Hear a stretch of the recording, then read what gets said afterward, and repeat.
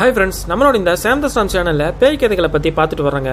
அந்த வகையில் இன்றைக்கி நம்ம பார்க்க போகிற கதையில் ஒரு கிராமத்தை சேர்ந்த கல்லூரி மாணவன் தன்னோட ஃப்ரெண்ட்ஸ் எல்லாருமே சேர்ந்து கல்லூரி விடுமுறை நாட்களில் தன்னோட டிஸ்ட்ரிக்ட்டுக்கு அவுட்டரில் இருக்கிற ஒரு சுற்றுலா தலத்துக்கு போகலாம் அப்படின்னு பிளான் பண்ணி அன்றைக்கி ஃபுல் டே என்ஜாய் பண்ணி முடிச்சுட்டு நைட்டு ஒரு 8 மணிக்கு அந்த டிஸ்ட்ரிக்டோட சென்ட்ரல் பஸ் ஸ்டாண்டுக்கு எல்லாருமே ரீச் ஆயிடுறாங்க. அங்கிருந்து தன்னோட சொந்த ஊர்களுக்கு எல்லாருமே பிரிஞ்சு போகிறாங்க. இவன் கிராமத்தை சேர்ந்தவன் அப்படிங்கிறதுனால அந்த சென்ட்ரல் பஸ் ஸ்டாண்ட்லேருந்து ஒரு பஸ்ஸை பிடிச்சி அங்கிருந்து ஒரு 1/2 மணி நேரம் ட்ராவல் பண்ணி திரும்பவும் அதுக்கப்புறம் ஒரு மினி பஸ்ன்னு சொல்லக்கூடிய சிற்றுந்தில் ஏறினா தான் இவனோட சொந்த கிராமத்துக்கே போக முடியும். அதனால் இவன் கரெக்டாக அங்கே டைமை செக் பண்ணுறான். ஓகே, இப்போவே இந்த சென்ட்ரல் பஸ் ஸ்டாண்டில் பஸ் ஏறிட்டோம் அப்படின்னா கரெக்டாக நம்ம ஊருக்கு போக வேண்டிய கடைசி பஸ்ஸை பிடிச்சிட்டோம் அப்படின்னா வீட்டுக்கு முன்னாடியே போய் இறங்கிக்கலாம், எந்த பிரச்சனையுமே இருக்காது அப்படின்னு முடிவு பண்ணி கரெக்டாக பஸ் ஏறி உட்காடுறான். அது மழை காலம் அப்படிங்கிறதுனால இவன் பஸ் ஏறினதுமே கரெக்டாக பயங்கரமாக மழை பெய்யுது. அந்த மழையினால் கரெக்டாக பஸ் 1/2 மணி நேரத்தில் போக வேண்டிய பஸ் 3/4 மணி நேரம் ஆயிடுது. கரெக்டாக இவன் அந்த பஸ் ஸ்டாண்டை ரீச் ஆகும் போதே இவன் கண்ணு முன்னாடியே இவன் ஊருக்கு போக வேண்டிய மினி பஸ்ஸு அந்த பஸ் ஸ்டாண்ட்லேருந்து கிளம்புறத பார்க்குறான். அடைச்சா இப்படி நம்ம ஊருக்கு போக வேண்டிய கடைசி பஸ்ஸை மிஸ் பண்ணிட்டோமே, இப்போ எப்படி தான் ஊருக்கு போகிறோமோ அப்படின்னு நினச்சிட்டு அந்த பஸ்லேருந்து இறங்குறான். மழை ஹெவியாக பேஞ்சிட்டு இருந்ததுனால கொஞ்ச நேரம் அப்படியே மலைக்கு ஒதுங்கிடலாம் அப்படின்னு சொல்லிட்டு அந்த பஸ் ஸ்டாண்டில் போய் மலைக்காக நிற்கிறான். அப்படி நிற்கும்போது என்னடா 4 கிலோமீட்டர் போக வேண்டி இருக்குமே, எப்படி தான் போக போகிறோமோ அப்படின்னு நினச்சிட்டு நின்றுட்டு இருக்கான்.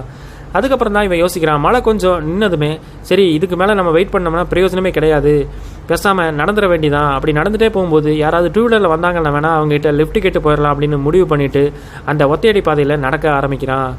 அப்படி நடந்து போயிட்டு இருக்கும்போது பின்னாடி ஏதாவது 2 வீலர் வருதான்னு பார்த்துட்டே தாங்க போகிறான். அப்படி பார்க்கும்போது 1-2 2 வீலர்ஸ் வரவும் செய்யுது. அவன் லிஃப்ட்டும் கேட்குறான். ஆனால் ஆல்ரெடி அதில் டபுள்ஸில் போனதுனால யாருமே நிற்காமல் போயிடுறாங்க.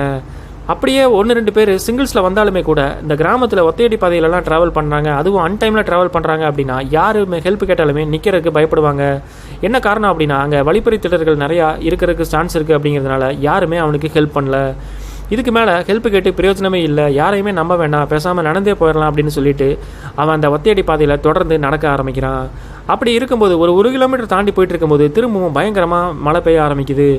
அவனுக்கு அங்கே ஒதுங்கறதுக்கு இடமும் இல்லாததுனால வேறு வழியே இல்லை, நினைஞ்சிட்டே வந்தாலும் பரவாயில்ல, வீட்டுக்கு போய் சேர்ந்தா போதும் அப்படின்னு மட்டுமே நினச்சி தொடர்ந்து அவன் அந்த பயணத்தை கண்டினியூ பண்ணுறான். அப்படி தொடர்ந்து அந்த ரோட்டில் போயிட்டு இருக்கிறவன் கண்ணில் ஒரு காட்சி தென்படுது. அது என்ன அப்படின்னா அங்கே இருக்கிற வீட்டிலேருந்து ஒரு பெண்மணி கொட்டுற மழைன்னு கூட பார்க்காம வீட்டை விட்டு வெளியில் வரதை இவன் கவனிக்கிறான். என்னடா அது, இந்த அம்மா இந்த மலையில் ஒரு குடம் கூட பிடிக்காம இந்த நேரத்தில் எங்கே போகிறாங்க அப்படின்னு சொல்லி ஒரு கியூரியாசிட்டியில் அந்த பெண்மணியை அப்படியே ஃபாலோ பண்ணி கவனிக்கிறான். அது இருட்டாக இருக்கிறதுனால அவனுக்கு சரியாக தெரியல, ஒரு உருவம் நடந்து வர்றது மட்டும்தான் தெரியுது, அது ஒரு பெண்மணி அப்படிங்கிறது மட்டும்தான் தெரியுதே தவிர இருட்டுக்குள்ளே எதுவுமே தெரியல. அந்த நேரத்தில் சடனாக ஒரு மின்னல் வெட்டினதுனால அந்த மின்னலோட வெளிச்சத்தில் இவன் கரெக்டாக ஒரு விஷயத்தை மட்டும் நோட் பண்ணுறான். அந்த பெண்மணி தலையெல்லாம் விரிச்சு போட்டுட்டு வெள்ளை சீலை கட்டிட்டு ஒரு விகாரமான தோற்றத்தில் இருக்கிறத இவன் கவனிக்கிறான். அந்த நேரத்துலேயே இவனுக்கு பயமும் அதிகரிக்குது. என்னடா இது ஒரு நார்மலான பெண்மணி மாதிரியே தெரியலையே. அதுவும் இல்லாமல் அந்த பெண்மணி கரெக்டாக இவன் போயிட்டு இருக்கிற ரோட்டை நோக்கி தான் நடந்து வராங்க அப்படிங்கிறதையும் கவனிக்கிறான். அடுத்த கொஞ்ச நேரத்தில் இவன் பார்த்த காட்சி இவன் பயத்தோட உச்சக்கட்டத்துக்கே போயிடுறான். அது என்ன அப்படின்னா கிட்ட நெருங்க அந்த பெண்மணியோட உருவத்தை நல்லாவே கவனிக்கிறான். அந்த பெண்மணியோட நாக்கு ஒரு 4 அடி தூரத்துக்கு தொங்க போட்டுட்டு நடந்து வரதை இவன் நல்லாவே பார்க்குறான். அதுக்கப்புறம் தான் இவன் நம்ம பார்க்குறது ஒரு பெண்மணியே இல்லை அப்படிங்கிறத ரியலைஸ் பண்ணுறான். அதுக்கு அடுத்த கட்டமாக இவனுக்கு அதிர்ச்சி தரக்கூடிய சம்பவம் நடக்குதுங்க. அது என்ன அப்படின்னா கரெக்டாக இவன் பக்கத்தில் வரவே நார்மலான ஹைட்டில் இருந்த அந்த உருவம் திடீர்னு ஒரு 10 அடி தூரத்துக்கு வானத்துக்கு இருக்கிறத பார்த்து இவன் நல்லாவே தெரிஞ்சுக்கிறா இது ஏதோ ஆன்மா அப்படின்னு சொல்லிட்டு. அந்த நேரத்தில் இவனுக்கு என்ன பண்ணுறதுனே தெரியல, நல்லா கொட்டுற மலையில் கண்ணை மூடிட்டு தன்னோட குலதெய்வத்தை வேண்டிக்கிறான். அப்படி வேண்டினவன் கரெக்டாக அந்த உருவம் இவன் பக்கத்தில் வரதை நல்லாவே சவுண்டு கேட்குது. ஆனாலுமே இவன் தன்னோட தெய்வத்தை எல்லாமே வேண்டிட்டதுனால திடீர்னு கண்ணை முழிச்சு பார்க்கும்போது அந்த உருவம் அங்கே கிடையாது.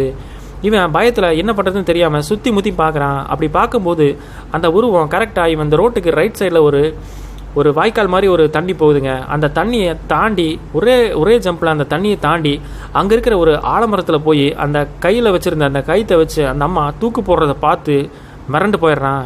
அதுக்கப்புறம் தான் இவனுக்கே புரியுது நம்ம இத்தனை நேரம் பார்த்தது ஒரு ஆவிதான் அப்படின்னு சொல்லிட்டு அங்கிருந்து ஓட்டம் பிடிச்சவன் அடுத்த 2 கிலோமீட்டருக்கு திரும்பி பார்க்காம நிற்காம ஓடி வந்து அவன் வீடு வந்து சேர்ந்துடுறான். அப்படி வந்தவன் அந்த அன்னைக்கு இந்த விஷயத்த எல்லாமே அம்மா அப்பா கிட்ட சொன்னோம் அப்படின்னா நாளைக்கு பசங்களோட சேர்றதுக்கே வரமாட்டாங்க, திருப்பி நம்ம இந்த மாதிரி சுச்சுவேஷன் வந்துச்சு அப்படின்னா நம்ம எங்கேயுமே போயிட்டு வர முடியாது அப்படிங்கிறதுனால அவங்க அப்பா அம்மா கிட்ட சொல்லாமல் மறைச்சிட்றான். ஆனாலுமே இவனுக்கு ஒரு கியூரியாசிட்டி இருந்துகிட்டே இருந்திருக்கு, நம்ம நைட்டு பார்த்ததெல்லாம் உண்மையா இல்லை ஏதாவது கற்பனையா அப்படின்னு தெரிஞ்சுக்கிறதுக்காக அடுத்த நாள் காலையில் அவங்க ஊரில் இருக்கிற டீ கடையில் யதார்த்தமாக அப்படியே பேச்சு வாக்கில் போய் நைட் நடந்த விஷயத்தை பற்றி அந்த டீ கடையில் இருக்கிறவர்கிட்ட அப்படியே சொல்லி இந்த மாதிரி நான் நைட்டு ஒரு விஷயத்தை பார்த்தேன், இது உண்மையா அப்படிங்கிற மாதிரி கேட்குறான். அப்போ அந்த டீ கடைக்காரரு கேஷுவலாக ஒரு விஷயத்த சொல்கிறாரு. ஒரு பெண்மணியோட பேரை சொல்லிட்டு இந்த பொண்ணை தான் நீ பார்த்துருந்துருப்ப அப்படின்னு சொல்லி கேட்குறாரு. உடனே யார் அவங்க அப்படின்னு இந்த பையன் கேட்குறான். அதுக்கு அந்த டீ கடைக்காரரு நடந்ததை அப்படியே சொல்கிறாரு. 6 மாதத்துக்கு முன்னாடி அந்த வீட்டில் இருந்த ஒரு விவசாயி ஹார்ட் அட்டாக்ல இறந்து போயிடுறாரு. அப்படி இறந்ததுக்கப்புறம் அவர் இந்த மாதிரி விவசாயத்துக்காக கடன் வாங்கியிருக்காரு பேங்க்கில். அந்த கடனை கேட்டு ரெகுலராக வந்து இந்த பேங்க் எம்ப்ளாயீஸ் எல்லாமே வந்து அந்த பெண்மணியை தொல்லை பண்ணிகிட்டே இருந்திருக்காங்க. இவங்க கணவர் இறந்ததுனால அவங்களுக்கு வாழ்வாதாரத்துக்கே கஷ்டமாக இருந்ததுனால அவங்களால கடனை கட்ட முடியாததுனால தொடர்ந்து இந்த பேங்க் எம்ப்ளாயீஸ் எல்லாமே வந்து அவங்கள அவமானப்படுத்தினதுனால அங்கே இருக்கிற ஆலமரத்தில் தூக்கு போட்டு இறந்து போயிட்டாங்க. அவங்கள தான் நீ அந்த உருவத்தை தான் நீ பார்த்துருப்ப அப்படின்னு அந்த டீ கடைக்காரர் சொன்னதை கேட்டு மிரண்டு போயிடுறான். ஆனாலுமே இவனுக்கு அதுக்கு மேலேயுமே அவர் சொன்னதில் பெருசாக நம்பிக்கை இல்லாததுனால அந்த ஊர் சேர்ந்தவங்ககிட்டயே கேட்டால் தான் கரெக்டாக இருக்கும் அப்படின்னு நினச்சி அடுத்த நாள் இவன் ஃப்ரெண்டுக்கிட்ட சொல்லிவிட்டு இவன் கரெக்டாக எந்த இடத்துல அந்த உருவத்தை பார்த்தனோ அந்த இடத்துக்கு பகலில் போகிறான். அங்கே போய் பார்க்கும்போது அங்கே ஒரு மளிகை கடை இருக்குது. அந்த மளிகை கடைக்காரர்கிட்ட போய் கரெக்டாக டீ கடைக்காரர்கிட்ட என்னென்ன சொன்னாலோ அதே மாதிரி அந்த மளிகை கடைக்காரர்கிட்டையுமே நடந்தது எல்லாமே சொல்லி இந்த மாதிரி எனக்கு ஒரு காட்சி தென்பட்டுச்சு, அது உண்மையா அப்படின்னு கேட்கும்போது அந்த மளிகை கடைக்காரருமே டீ கடைக்காரர் என்ன சொன்னாரோ அந்த கதையை அப்படியே சொல்கிறாரு. இந்த மாதிரி இந்த பெண்மணி வந்து இங்கே ஆவியாக சுற்றிட்டு இருக்கு. நான் வந்து முன்னாடி எல்லாமே பார்த்தீங்கன்னா நைட்டு 11 மணி வரைக்கும் கடையை திறந்து வச்சுட்டு இருந்தேன். ஆனால் ஒரு 9 மணிலேருந்து அந்த ஆன்மா உலா வர்றதை என் கண்ணுக்கே நான் நிறைய டைம் பார்த்துருக்கேன். அதுலேருந்து நான் 9 மணிக்கு எல்லாமே கடையை மூட்டிட்டு எங்கேயுமே இந்த ஏரியாவில் இருக்கிற யாருமே வீட்டு விட்டு வெளியிலேயே வரமாட்டோம் அப்படின்னு சொல்லி முடிக்கிறாரு. ஸோ அந்த சொந்த ஊரை சேர்ந்த மளிகை கடைக்காரரே சொன்னதுக்கப்புறம் தான் அவன் பார்த்தது ஆவி அப்படிங்கிறதையே நம்புகிறான். சரி, இதை பற்றி வீட்டில் சொன்னோம் அப்படின்னா நான் சொன்ன மாதிரி திரும்பவும் எங்கேயுமே போகிறதுக்கே விட மாட்டாங்க, அதே மாதிரி நைட்லலாம் ட்ராவல் பண்ணுறதுக்கு விட மாட்டாங்க அப்படிங்கிறதுனால இவன் அவங்க அம்மா அப்பாட்டெல்லாம் எதுவுமே சொல்லாமல் மறைச்சிட்றான். ஆனால் அதுக்கு அடுத்த டைம்லேருந்து இவன் சாயந்தரம் 7 மணிக்குள்ளேயே எங்கே போனாலும் சரி 7 மணிக்குள்ளேயே வீட்டுக்கு வர்றதை வழக்கமாக வச்சுக்கிறான். பொதுவாக ஒரு சிலர் இந்த மாதிரி தற்கொலை பண்ணிக்கிறவங்க ஆவி எல்லாமே பார்த்தீங்கன்னா எந்த இடத்துல தற்கொலை பண்ணுறாங்களோ அதே இடத்துல தான் சுற்றிட்டு இருக்கும் அப்படிங்கிறத நம்ம கேள்விப்பட்டிருக்காங்க. உங்களுக்கு இந்த மாதிரியான ஏதாவது அமானுஷ்ய சம்பவங்கள் நிகழ்ந்துச்சு அப்படின்னா அதை கமெண்ட்டில் சொல்லுங்கள். இந்த வீடியோ பிடிச்சிருந்ததுன்னா ஒரு லைக் பண்ணிவிட்டு என்னோட சேனலை சப்ஸ்கிரைப் பண்ணி சப்போர்ட் பண்ணுங்கள். தேங்க்ஸ் ஃபார் வாட்சிங்.